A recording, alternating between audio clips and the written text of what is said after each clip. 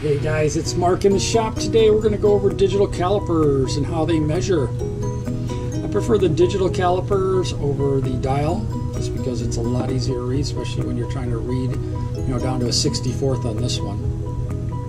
So what do we have? We've got a digital display, we've got a mode button, got an on-off, and we've got a 0 button. On top we have a locking button. Once you get that measurement, you can lock it in place. And then this is how the calipers open and close. Open, close. So we're going to close this up. We're going to turn the unit on. And you can see it's in millimeters right now. I'm going to change that to now inches. And now we're going to put this in fractions. I'm going to leave it at fractions because that's going to show you or kind of correspond with the ruler. So here's a ruler that I taped onto a board. Cut a 15-degree angle on it, so I'll try and get rid of any glare from the lights above.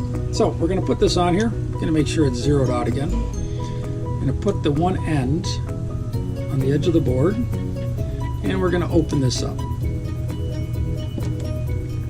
And you can see as I open it up, just passing, there's the 3/4 inch, and as we get to the 1 inch mark, very precise. Now if you'll notice, this is 1 inch, so the outside diameter.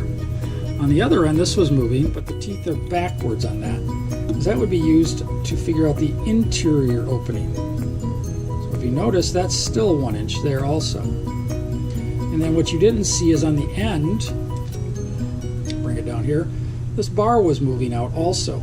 This would be used to figure out how deep a hole is. That's also 1 inch. So you can see it's very precise. As we take it down,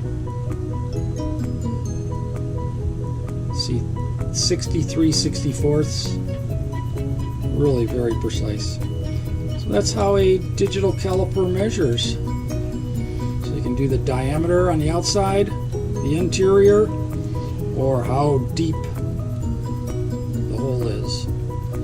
Hope that helps. We're going to close this up, zero it out, and shut it off. Thank you very much, and see you guys later.